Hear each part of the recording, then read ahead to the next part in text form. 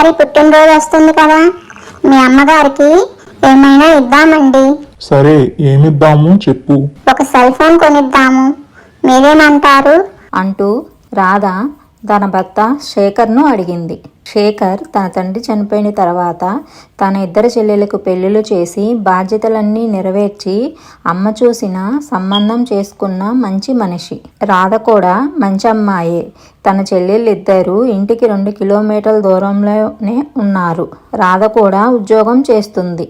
శేఖర్ రాధ ఇద్దరూ ఆఫీస్కి వెళ్ళిపోయాక శేఖర్ అమ్మగారు పక్కనే ఉన్న గుడికి వెళ్ళడం, టీవీ చూడటం, ఇరుగు పరుగుతో కాసేపు మాట్లాడటం, అప్పుడప్పుడు కూతుళ్ళు, మనవళ్ళు, మనవరాళ్ళు తరచుగా వచ్చి పలకరించిపోయేవారు.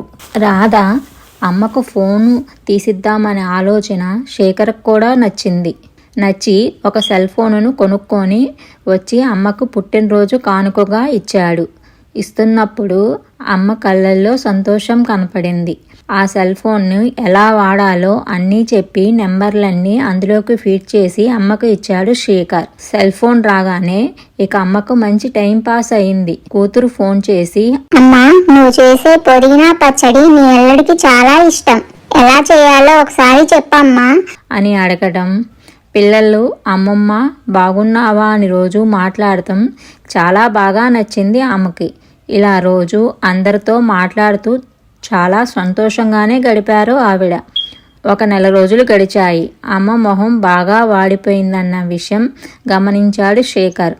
అమ్మతో ఇలా అన్నాడు, ఏమమ్మా అలా ఉన్నావు, ఆరోగ్యం బాగాలేదా? డాక్టర్ దగ్గరికి వెళ్దామా చెప్పు.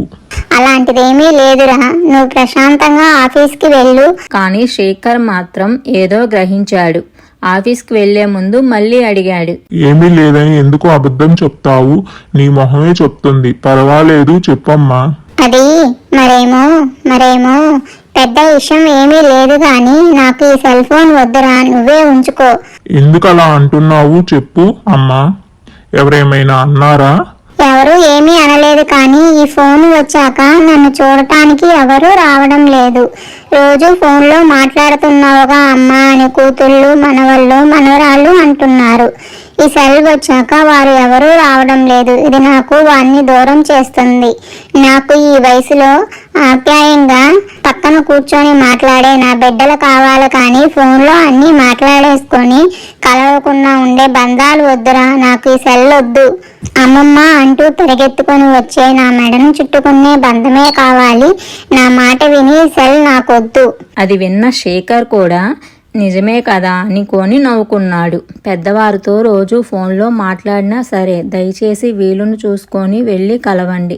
బంధాలను బలపరుచుకోవాలి, అనుబంధాలను పెంచుకోవాలి.